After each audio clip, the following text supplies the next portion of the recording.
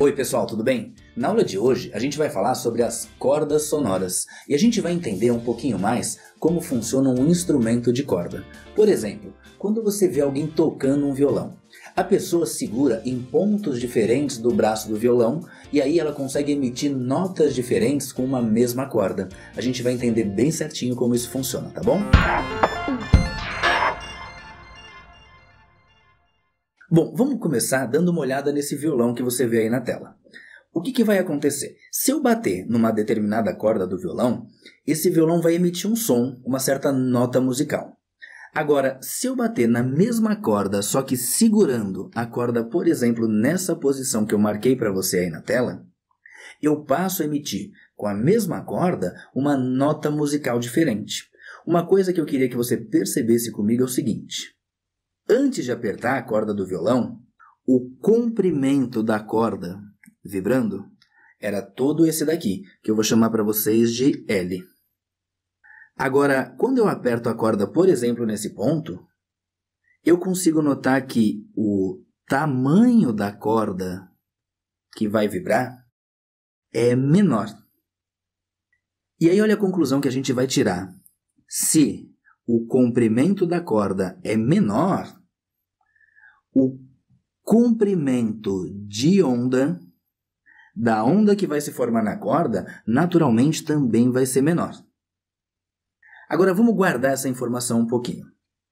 Na aula passada, a gente aprendeu que a velocidade da onda numa corda era dada pela raiz quadrada da força de tração dividido pela densidade linear da corda. Agora, como eu estou falando de uma mesma corda, a força de tração é a mesma e a densidade linear também é a mesma. Então, vamos tirar uma conclusão bem importante. Sempre que a corda é a mesma, a velocidade de propagação também é a mesma, também é constante.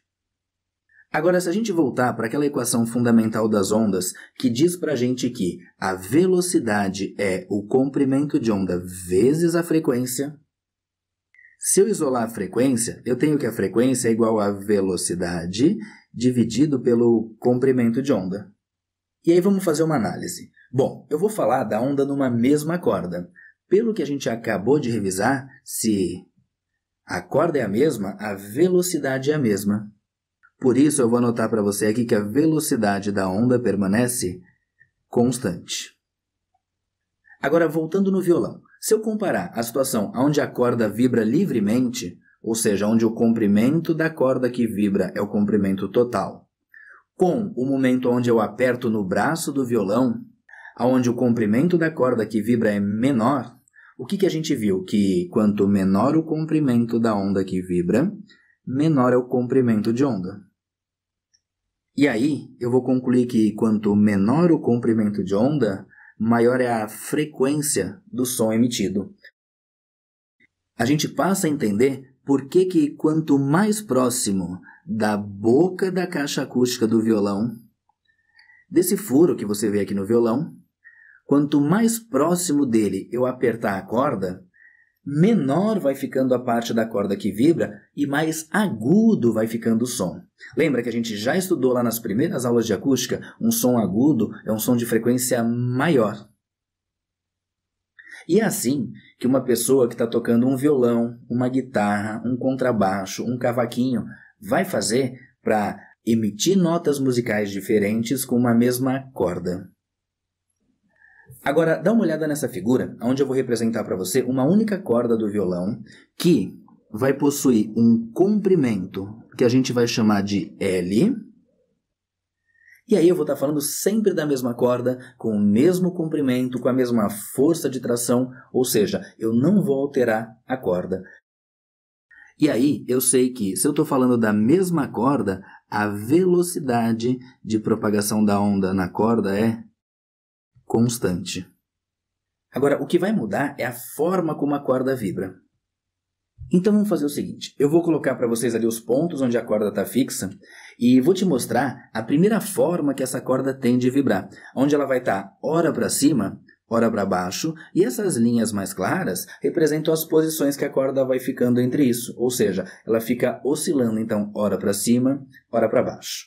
Bom, como a gente falou antes, a nossa corda tem um determinado comprimento L, e para que eu tivesse um comprimento de onda inteiro, essa corda precisaria ser maior. Então lembra que a gente aprendeu que essa medida é o comprimento de onda.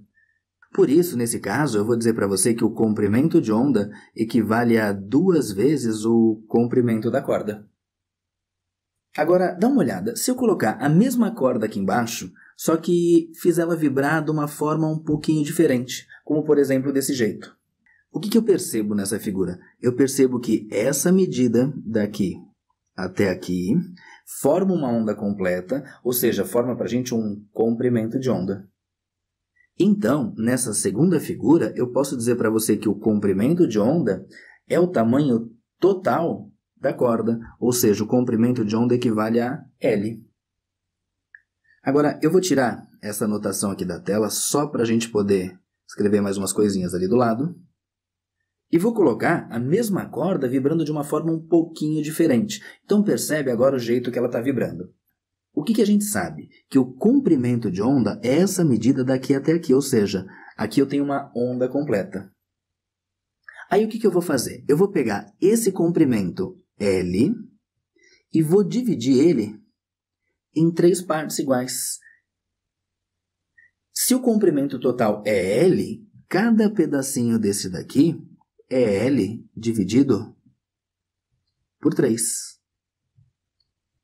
Agora, o que a gente aprendeu nas últimas aulas? Que para ter um comprimento de onda, eu preciso dessa parte que eu pintei para vocês, eu preciso de uma onda completa, ou seja, eu preciso de 2 gominhos desse daqui, de 2 fusos.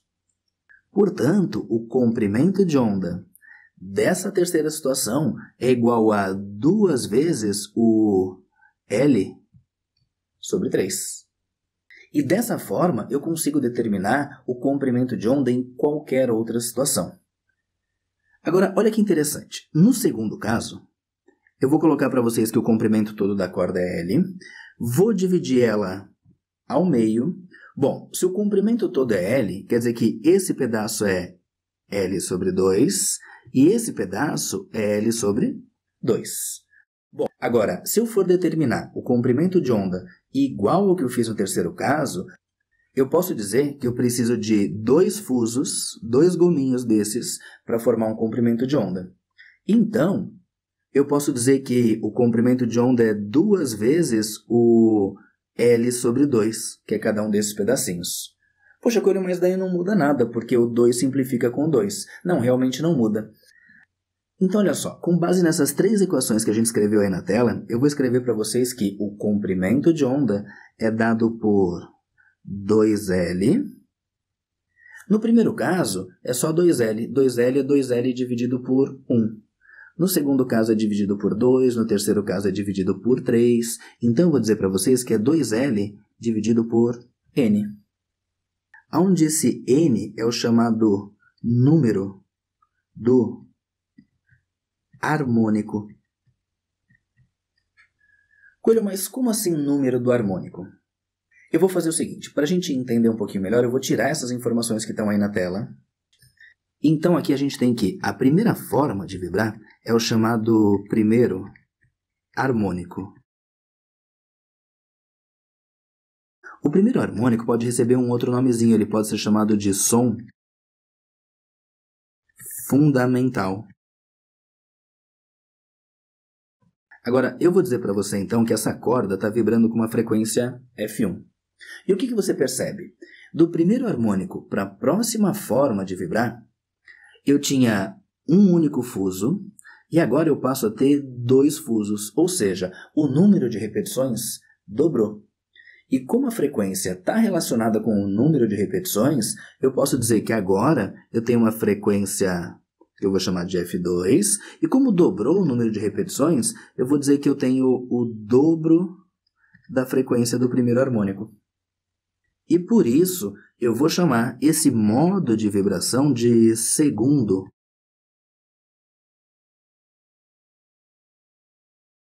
harmônico. Agora, no terceiro caso, a corda vibra com uma frequência F3. Se a gente perceber, aqui eu tenho a formação de 3 fusos, e comparando com o primeiro harmônico, onde eu tinha só um fuso, o que eu percebo? Eu percebo que essa formação ocorreu 3 vezes mais do que ocorria no primeiro harmônico. Ou seja, essa frequência é 3 vezes a frequência do primeiro harmônico. Por isso, ele vai ser chamado de terceiro harmônico, e assim por diante. Agora, eu vou te dar uma sugestão. Você vai resolver os exercícios de uma forma muito mais simples se, ao invés de ficar usando a fórmula prontinha, você usar essa análise que eu te ensinei. Quer ver uma coisa? Vamos supor que eu tenho uma corda com um comprimento de 120 centímetros e vibrando com uma frequência de 100 Hz. Bom, se eu quero achar o comprimento de onda dessa situação, o que eu sei? Que para ter um comprimento de onda, eu preciso de 2 fusos desse que eu pintei para você. Então, se cada fuso tem 120 centímetros, o comprimento de onda é igual a 240 centímetros. Agora, se eu pegar a mesma corda e fizer ela vibrar dessa maneira que você está vendo aí na tela. Como a gente falou no começo da aula, se a corda é a mesma, a velocidade de propagação da onda é exatamente a mesma. Agora eu percebo que se formaram aqui 2 fusos. E aí, na hora de determinar a frequência, olha que fácil. No primeiro harmônico, eu tinha um fuso. Agora, o número de repetições dobrou. Isso significa que a frequência também dobrou. Então, se antes ela valia 100 Hz, agora ela vale 200 Hz. Em relação ao comprimento de onda, a gente falou que para ter um comprimento de onda, eu preciso de 2 fusos desses que vocês estão vendo aqui. E como eu já tenho 2 fusos, eu posso dizer que o comprimento de onda é o próprio comprimento da corda. Por isso, o comprimento de onda é igual a 120 centímetros. Agora, se a corda vibrar dessa maneira que você está vendo aí na tela, para determinar a frequência, eu vou comparar as repetições que ocorrem de fusos nessa corda com a primeira. Por exemplo, na primeira corda, eu tenho um único fuso. Agora eu tenho 3. Então, o número de repetições aumentou 3 vezes. Portanto, se a frequência era 100 Hz lá no primeiro harmônico, agora ela é de 300 Hz. E, em relação ao comprimento de onda, a gente sabe que, para ter um comprimento de onda, eu preciso de 2 fusos completos. E se a corda tem 120 centímetros de comprimento, eu posso dividir ela em 3 pedaços iguais. E aí eu sei que 120 centímetros dividido por 3, cada pedaço vai ter 40 centímetros. E aí, o tamanho de 2 fusos completos é igual a 80 centímetros. Agora, olha que interessante para a gente comparar. Se eu pegar a frequência do primeiro harmônico, eu sei que no segundo harmônico ela dobra, no terceiro harmônico ela triplica. Se eu quiser saber a frequência de um harmônico N qualquer lá para frente, é só eu pegar o número do harmônico e multiplicar pela frequência do primeiro. Agora, em relação ao comprimento de onda, olha que interessante. No primeiro harmônico, ele era 240 centímetros. No segundo harmônico, o valor ficou dividido por 2, ou seja, era de 120 centímetros. Agora, comparando o comprimento de onda no primeiro harmônico com o terceiro harmônico. No terceiro harmônico, o comprimento de onda é 80 centímetros, ou seja, do primeiro para o terceiro, o comprimento de onda ficou dividido por 3. Por isso, a gente pode dizer o quê? Que se a gente quiser descobrir o comprimento de onda num harmônico N qualquer lá para frente, é só a gente pegar o comprimento de onda do primeiro harmônico e dividir pelo número do harmônico. Então, vamos tirar uma conclusão bem importante. Numa mesma corda, conforme o número do harmônico aumenta, a frequência desse harmônico também aumenta. Mas, ao mesmo tempo, conforme o número do harmônico aumenta, o comprimento de onda desse harmônico diminui. Vamos deixar registrado então que a frequência do harmônico é diretamente proporcional ao número do harmônico, ou seja, quanto maior o harmônico, maior é a frequência desse harmônico. E o comprimento de onda ele é inversamente proporcional ao número do harmônico, ou seja, quanto maior o número do harmônico, menor é o comprimento de onda desse harmônico. Então agora vamos dar uma olhadinha em alguns exercícios para a gente praticar um pouco o que aprendeu. Exercício número 1. A figura abaixo representa uma onda estacionária produzida em uma corda de comprimento 50 cm. Sabendo que o módulo da velocidade de propagação de ondas nessa corda é 40 metros por segundo, a frequência da onda é d. Bom, pessoal, se a questão quer achar a frequência da onda e deu a velocidade, a gente já imagina que o caminho é usando a equação que diz que a velocidade é igual ao comprimento de onda vezes a frequência. Eu sei que a velocidade é 40 metros por segundo. Eu quero descobrir a frequência. Então, para a gente resolver o exercício, só falta para a gente o comprimento de onda. Aí, voltando para a figura, a gente sabe que essa corda ora está na posição representada ali na tela, ora está nessa outra que eu mostrei para você. Então, formam ali vários fusos e, para a gente ter o comprimento de onda, a gente precisa só de 2. Então, vamos dividir essa corda em 3 pedaços iguais. O enunciado diz que o comprimento da corda é 50 centímetros. E como eu quero dividir ela em 3, eu vou dizer que cada fuso tem um comprimento de 50 dividido por 3.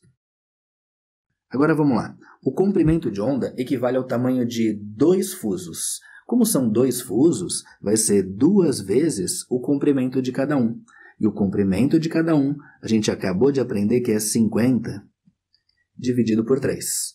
Com isso, a gente chega aqui, o comprimento de onda é igual a 2 vezes 50 é 100 dividido por 3, centímetros. Agora, antes de substituir esse valor 100 sobre 3, aqui na equação eu tenho que tomar um cuidado. Olha só, a velocidade foi dada em metros por segundo e aqui o nosso comprimento de onda está em centímetros. Eu não posso fazer a conta direto. Então, o que eu vou fazer? Eu vou transformar a unidade desse comprimento de onda. Eu vou dizer para vocês que o comprimento de onda é igual a... Vamos lá. Cada 100 centímetros equivalem para a gente a 1 metro. Então, ao invés de 100 centímetros na parte de cima, vai ficar para a gente 1 metro. Então, fica 1/3 de metro o nosso comprimento de onda. Agora sim, vamos lá na equação e vamos escrever que o comprimento de onda é igual a 1/3. Aí, isolando f, eu tenho que f é igual a... Esse 3 que está aqui dividindo vai ser escrito do outro lado multiplicando. Então, fica 40 vezes 3. Com isso, a gente chega na conclusão que a frequência é igual a 120 Hz. Portanto, a nossa resposta é a letra E. Exercício número 2.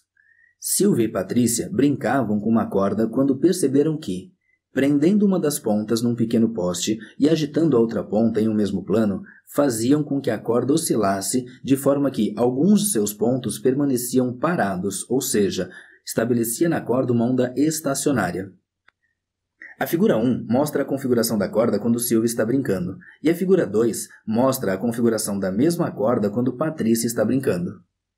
Considerando-se iguais nas duas situações as velocidades de propagação das ondas na corda e chamando de Fs e Fp as frequências com que Silvia e Patrícia respectivamente estão fazendo a corda oscilar, pode-se afirmar corretamente que a relação Fs dividido por Fp é igual a... Bom, pessoal, para a gente resolver essa questão, fica bem simples se a gente comparar o que as duas estão fazendo com o primeiro harmônico, como eu te ensinei na explicação da aula. Então, o primeiro harmônico, o que seria? A corda ficaria presa numa das extremidades e ela vibraria formando um único fuso.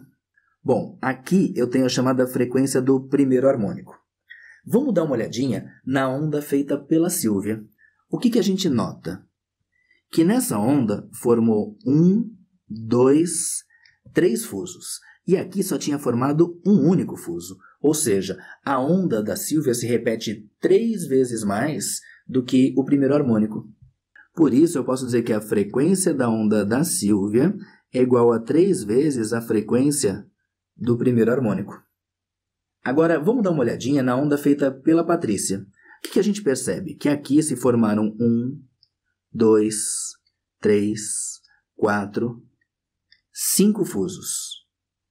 E se a gente comparar com o primeiro harmônico, onde eu tinha só um fuso, eu percebo que a frequência da onda gerada pela Patrícia é igual a 5 vezes a frequência do primeiro harmônico. E por que mesmo? Porque aqui se formam 5 fusos e no primeiro harmônico só se formava um.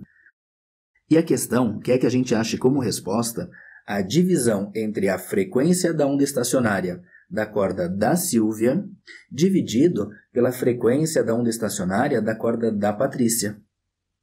Então vamos calcular a razão que existe entre a frequência gerada pela Sílvia e a frequência gerada pela Patrícia. A frequência gerada pela Sílvia foi 3 vezes a frequência fundamental. E a frequência gerada pela Patrícia foi 5 vezes a frequência fundamental. Aí a gente pode simplificar F1 com F1, e aí a gente chega aqui a divisão entre a frequência da onda gerada pela Sílvia e a frequência da onda gerada pela Patrícia é igual a 3 dividido por 5, 0,6. E percebe que aqui a gente não tem unidade, porque é uma frequência dividida pela outra, ou seja, as unidades se cancelam. Portanto, a nossa resposta é a letra D.